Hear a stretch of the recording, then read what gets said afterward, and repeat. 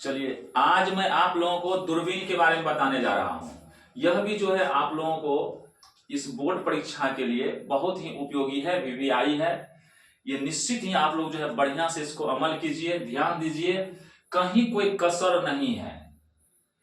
पहले ठीक से पहले फिगर को समझ लीजिए, आरेख को समझ लीजिए, जो किस तरह से क्या बात है इसमें।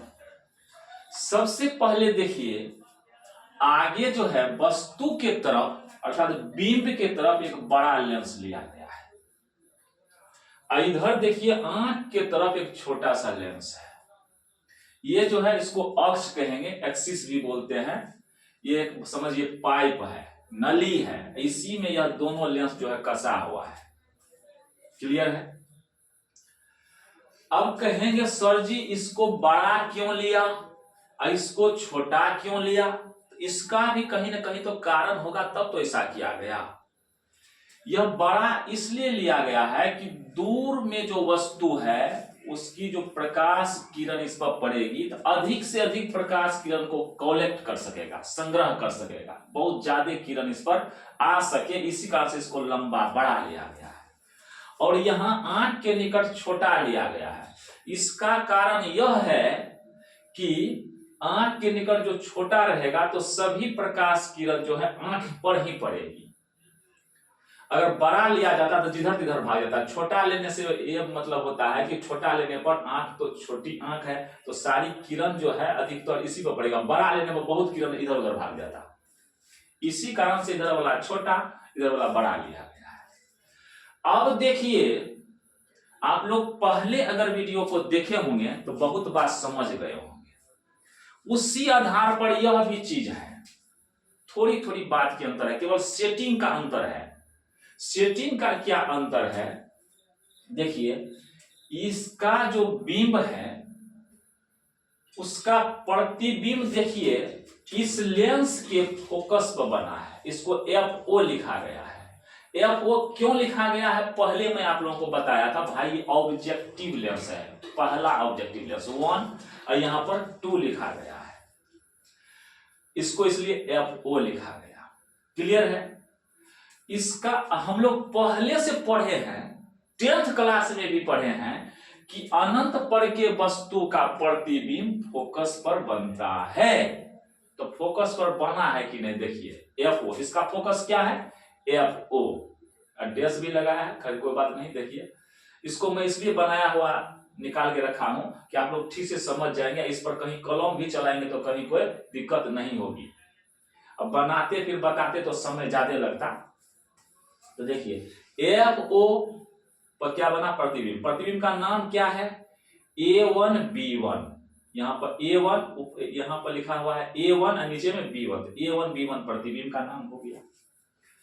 अब देखिए आप कहेंगे कि सर अनंत से किरण आ रही है। अनंत से जो किरण आएगी तो ऊपर तो सूर्य भी एक तरह से अनंतीय माना जाएगा।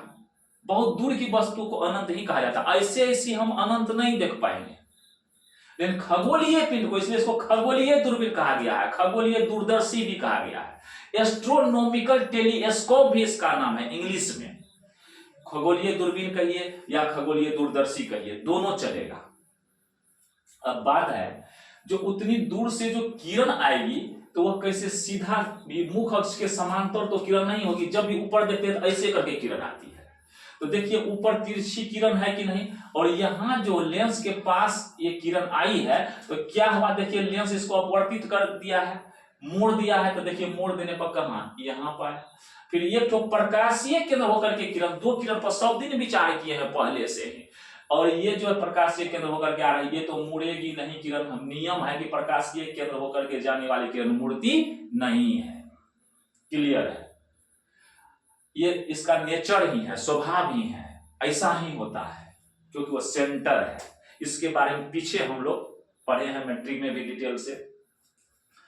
अब देखिए दोनों किरण कहां कट रही है, इसके FO के सामने कट रही है, तो प्रतिबिंब भी तो यही बनेगा। फोकस होके ये नहीं निकलेगी। क्यों फोकस होके निकलेगी? क्योंकि समांतर किरण नहीं ना फोकस होकर निकलेगी। यहां निकली है दोनों किरण, यहां आके कट गए, तो जहां कटा वहीं पर प्रतिबिंब बन गया। अब इतनी बात हो गई, अब आगे चलते हैं। देखिए यह जो है फिर यहाँ जो लेंस है, यह लेंस तो उस वस्तु का प्रतिबिंब, ए बी वस्तु का प्रतिबिंब यहाँ बना दिया A1 B1। अब इस लेंस के सामने जो यह है, इसका भी फिर न प्रतिबिंब बनेगा। फिर कैसे बनेगा? तो देखिए, तो इस यह यहाँ से जो है A1 B1 जो है, यहाँ से किरण समांतर ऐसे आई है। समांतर किरण किस होकर निकलती है? फोकस से। देखिए फोकस से निकल गई। इसके फोकस को हम लोग FE लिखे हैं, और यहाँ देखिए FE है। तो इस इसका जो ये फोकस है, इसका जो ये फोकस है FE, इसके बीच में फोटो बना है। हम इस लेंस को, सिस्टम होता है घुंडी नली में लगा हुआ, उसको हम आगे पीछे खिसका सकते हैं। अगर मान लीजिए यह FE यहाँ है, यहीं पर आ रहा है, तो गड़बड़ हो जाएगा। इसको थोड़ा सा उधर खिसकाएंगे, समझ गए? लेंस को इधर उधर खिसका करके इस FE को कहाँ रखना होगा? प्रतिबिंब के इधर। अर्थात कहने का अर्थ है प्रतिबिंब जो है ना, इसके फोकस दूरी के बीच में बनेगा, फोकस के बीच में बनेगा। क्लियर? अब यहाँ यह प्रतिबिंब जो है, यह फोटो जो है, यह इसके लिए वस्तु हो गया। तो वस्तु हो गया तो क्या होगा? इस समांतर किरणाई फोकस होकर निकल गई। अब फिर यहां देखिए, एक किरण जो ये प्रकाशीय केंद्र होकर के आ रही है, यह भी किरण ऐसे निकल गई, आंख के सामने है। और यहां से भी जो है एक किरण जो है ऐसे आ रही है। बहुत सारे किरण खींच सकते हैं, इसको भी मिला लिए, इसको भी मिला लिए, तो इधर ही जाएगी। जब भी लेंस पर पड़ेगी किरण, तो वह क्या होगी? पीछे ही ना मुड़ेगी, उधर मुड़ गई। अब पीछे कहीं कटने वाला नहीं है, तो कटने वाला नहीं है तो क्या होगा? आगे ही ना कल्पना करेंगे।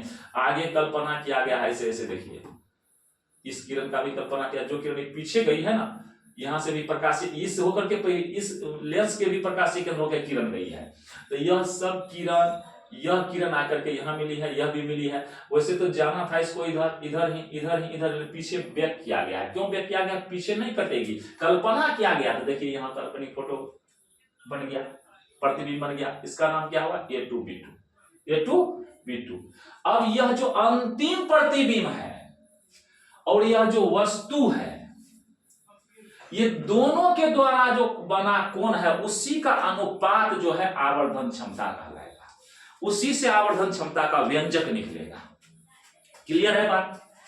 अब देखिए, जो यह जो प्रतिबिंब है, अंतिम प्रतिबिंब A2B2, और वस्तु जो है ये क्या है? AB है। तो ये A2B2 के द्वारा यहां कोण क्या बना है? बीटा। इस कोण का नाम, यहां जो कोण बना है, इसका नाम क्या हो गया? बीटा। बीटा कोण हो गया।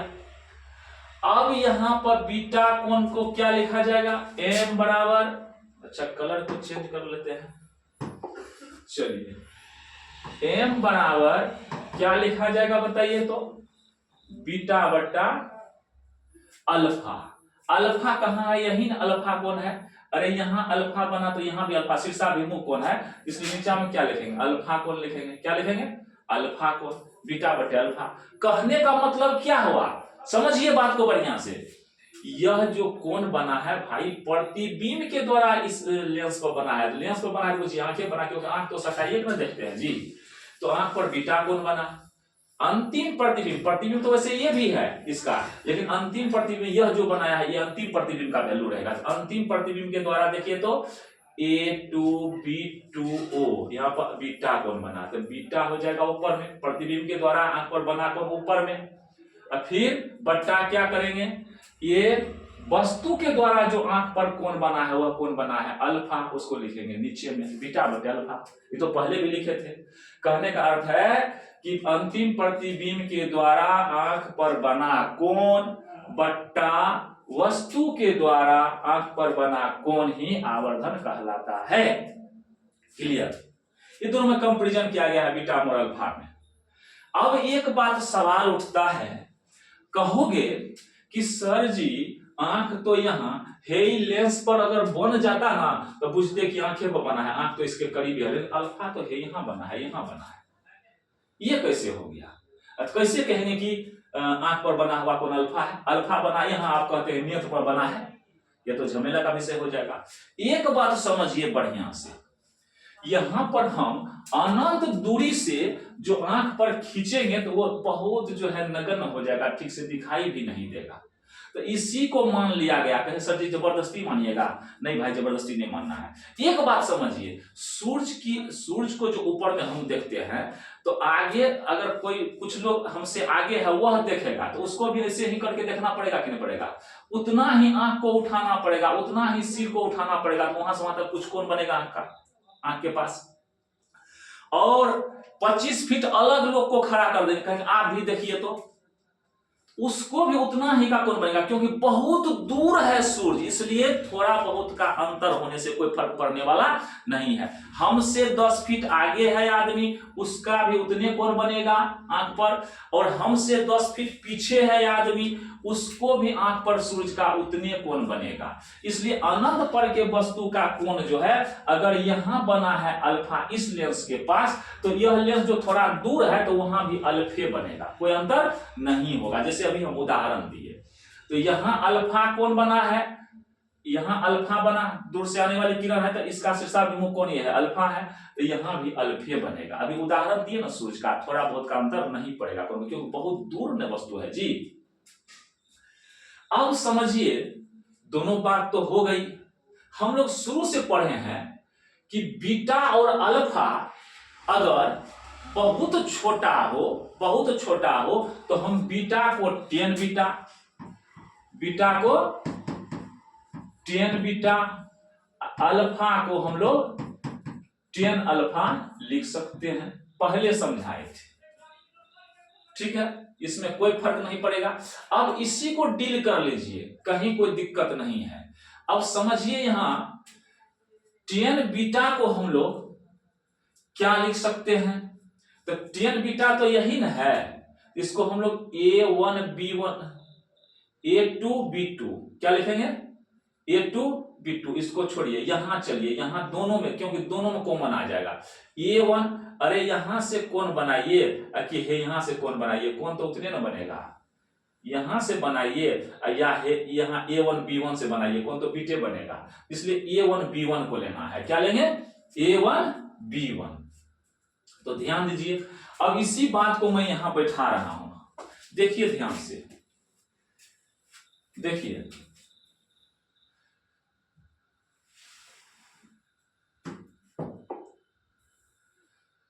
अब देखिए क्या लिखे थे ऊपर में, बीटा बटे अल्फा लिखे थे, तो बीटा बटे जो अल्फा लिखे थे, तो यहीं से हम शुरू करते हैं। पहले देखिए, तो 10 बीटा m बराबर क्या हुआ था, m बराबर हुआ था, m बराबर 10 बीटा बटा 10 अल्फा।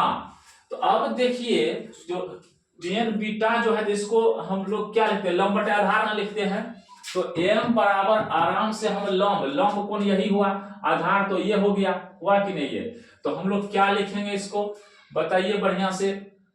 ऊपर तो हम लोग 10 बीटा है, तो लंब क्या हो जाएगा, A1, आप लोग भी ध्यान रखिए, A1 B1 बट्टा क्या करें, ये आधार क्या हो जाएगा, A1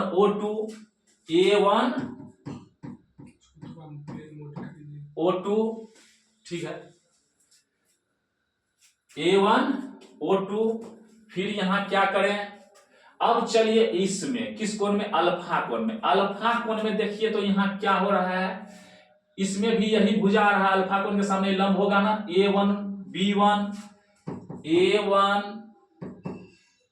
B1 बट्टा क्या करें, यहां से लेके यहां तक की दूरी O1 A1, चाहे A1 O1 लिख दीजिए, A1 O1,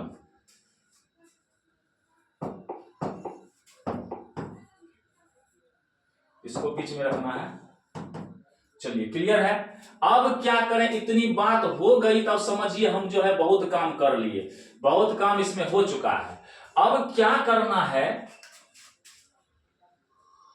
m बराबर, अब इसको क्या करेंगे, इससे उसमें भाग देंगे कि नहीं देंगे, इससे उसमें भाग लगेगा, तो भाग लगेगा तो भाग दीजिए, कौन बड़ी बात है भाग देना तो कोई बड़ी बात नहीं है। तो ध्यान से देखिए आप लोग,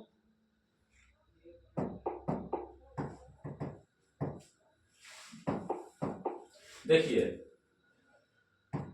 m बराबर A1 B1 बट्टा A1 O2, इससे गुना करेंगे A1 O1 हो जाएगा और नीचे क्या हो जाएगा, नीचे A1 B1 क्लियर है, A1 B1। अब देखिए अच्छी तरह से देखिए, दोनों जगह एक के चीज आ रहा है, यहां भी वही है यहां भी वही, तो कटेगा ना। अब बचा क्या, बच गया है A1 O1 बट्टा A1 O2। अच्छा A1 और O1, A1 O1 यह क्या हो गया बताइए, तो यहां से यहां तक की दूरी, यहां से यहां तक की दूरी को क्या लिखेंगे, FO लिखेंगे कि नहीं, फोकस दूरी हुआ कि नहीं हुआ यहां से यहां तक। तो हम क्या लिखें, M बराबर बताइए FO बट्टा क्या हो जाएगा, उसके बाद A1 O2 है, A1 O2 तो अच्छा, तो O2 से A1 की दूरी क्या होगी, यहां से यहां तक की दूरी, यहां से यहां तक तो भी ना था जी, अरे हाँ भी को ही FO माना गया है, और यहां से यहां तक की दूरी को क्या मानेंगे, ये तो इसको हम लोग U मानेंगे, तो यहां क्या हो जाएगा UE हो जाएगा, क्या हो जाएगा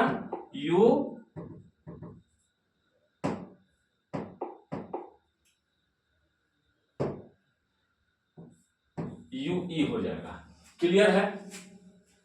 अब यही आपका आवर्धन का सूत्र निकल गया, आवर्धन के लिए व्यंजक निकल गया, आवर्धन के लिए व्यंजक हो गया FO बटा माइनस UE।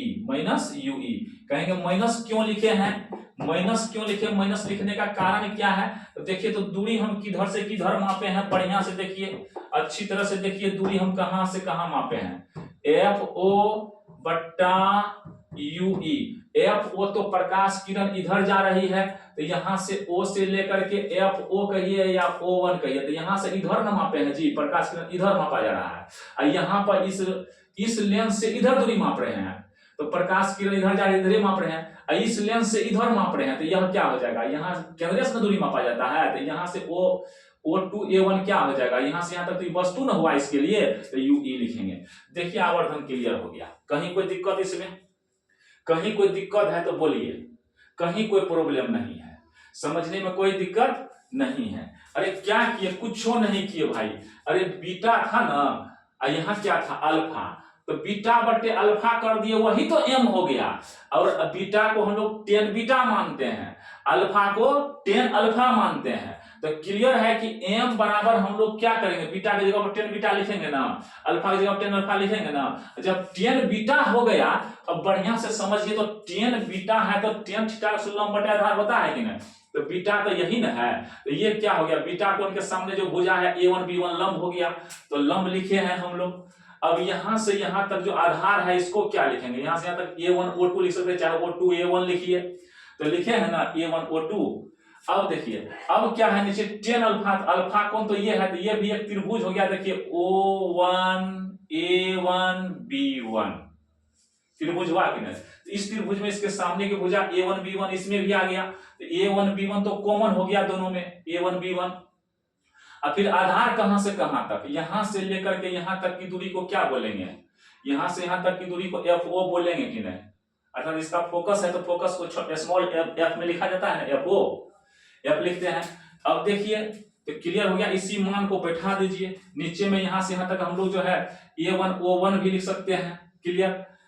अब देखिए अब सबके वैल्यू को बैठाइए, वैल्यू को बैठाने से पहले एक काम करना होगा, इससे इसमें भाग दीजिए, भाग देंगे तो दोनों कटेगा कि नहीं कटेगा, बच क्या गया A1 O1 A1 O2, यही बचा हुआ है, तो इसको है यहाँ पे देखिए लिख देते हैं A1 O1 A1 O2, इसी को ऊपर वाला को लिख दिए। लिखने के बाद देखिए तो A1 कहां पर है, A1 है यहाँ, A1 से लेकर के O1 तक की दूरी को क्या लिखेंगे, यहां से यहां तक की दूरी जो है FO है, लिखा हुआ है FO, इसका फोकस दूरी है।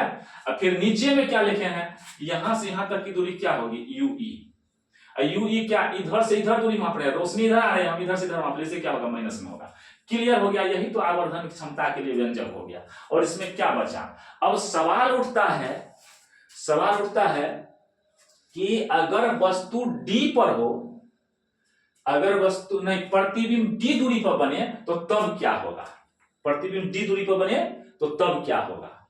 तो वीडियो तो लंबा हो जाएगा, इसके लिए हम जो है दूसरा दिन जो है उस बात को बताएंगे, नहीं तो अभी बताएंगे तो बड़ी लंबा चौड़ा हो जाएगा, समझने में दिक्कत होगी। इतनी ही बात को पहले समझ लीजिए और तब हम कंडीशन लगाएंगे कि अगर प्रतिबिंब डी पर हो तो क्या होगा, अनंत पर होगा तो क्या होगा। इस बात को हम क्लियर करेंगे। अभी रहने दीजिए इतना ही। समझने में कोई दिक्कत है तो तब बोलिएगा। समझने में कोई दिक्कत हुई क्या, देखिए हम नीचे करके फिर से दिखा देते हैं, देख लीजिए बढ़िया से। क्या देखिए बाबू, सब तो सामने ही है लिखा हुआ, बढ़िया बात है, देखिए अच्छी तरह से। एक बात कहिए, अच्छा फालतू जो है ना इसको डिलीट कर देते हैं,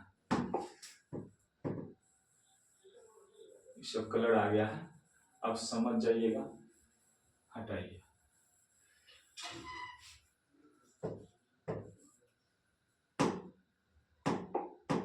देखिए ठीक से देख लीजिए, देखिए यह बड़ा लेंस है, यह छोटा लेंस है, कारण बता दिए हैं पहले क्यों बड़ा लेंस लिए हैं। ए बी एक वस्तु है, इससे किरण आ रही है, दो किरण, दोनों किरण पर हमेशा विचार किया जाता है। एक तो ये किरण है जो तिरछी आई है और यहां से मुड़ गई है, यहाँ अपवर्तित होने के कारण इस होकर के यहाँ पर आई है। फिर ये किरण प्रकाशीय केंद्र होकर के है जो नहीं मुड़ी है, सीधे आ गई है, दोनों का कटान यहाँ है, तो A1 B1 प्रतिबिंब बन गया। A1 B1 जो प्रतिबिंब बना तो यहाँ से जो लोग हम यहाँ मिलाएंगे तो इसको हम बीटा कोण कहेंगे। और फिर जो है इसी यह प्रतिबिंब जो है इस लेंस के लिए वस्तु का काम करेगा। जब वस्तु का काम करेगा इसको समांतर किरण खींचते हैं, मुख अक्ष के समांतर किरण, तो यह भी तो प्रतिबिंब बनाएगा। इसको सामने खींचे तो पीछे बैक, जानते हैं समांतर किरण फोकस होकर निकलती है, तो इसका फोकस एफ ही माना गया, एफ ही निकल गया।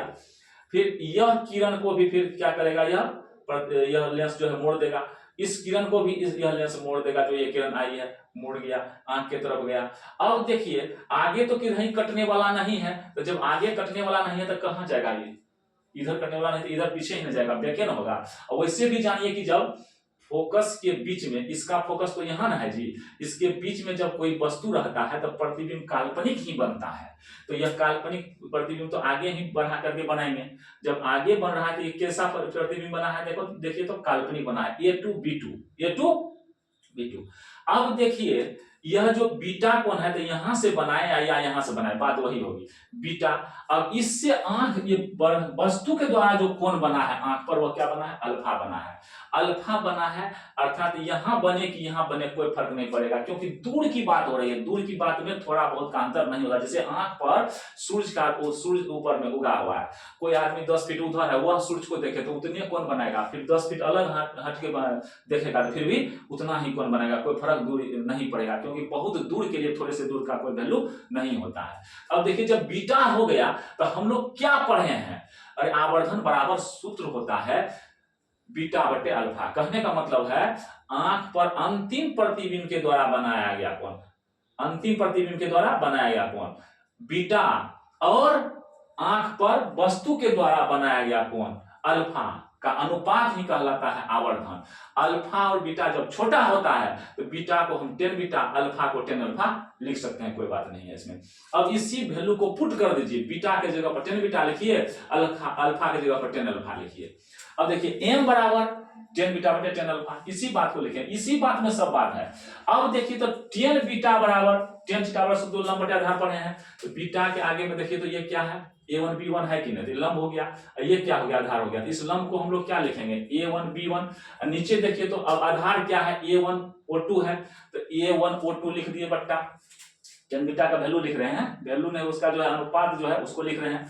अब नीचा देखिए, नीचे क्या है, अब अल्फा पाइए, अल्फा के सामने देखिए तो यही भुजा है A1 B1 लिख दिए। फिर देखिए अब ध्यान दीजिए इसका आधार क्या है, यहां से यहां तक है, तो इधर जो यहां से यहां तक किरण तो इधर आ रही है, इसलिए इधर मापेंगे तो क्या होगा, FO होगा, यहां से यहां तक की दूरी FO है, तो क्या लिखेंगे FO ही लिखेंगे, लेकिन FO अभी लिखना नहीं है। क्या करेंगे, O1 A1 B1 तो लिखा गया, अब यहां से यहां तक की दूरी कहिए या यहां से यहां तक की दूरी कहिए, इसको क्या लिखेंगे, O1 A1 लिखेंगे।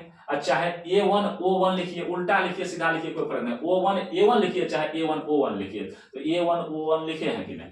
अब जब दोनों का हो गया, दो त्रिभुज, एगो त्रिभुजिया एगो त्रिभुजिया, तो दोनों का हम अनुपात निकाल लिए। अब दोनों का अनुपात जब हो गया है, अब क्या करेंगे, वैल्यू को बैठा दीजिए, इससे इसमें भाग कीजिए। पहले तो भाग करना होगा, तो भाग करेंगे तो उल्टेगा। यहाँ देखिए A1 B1 कट गया, तो क्या बचा, A1 O1 और A1 O2, यहाँ पर लिख दिए है ना।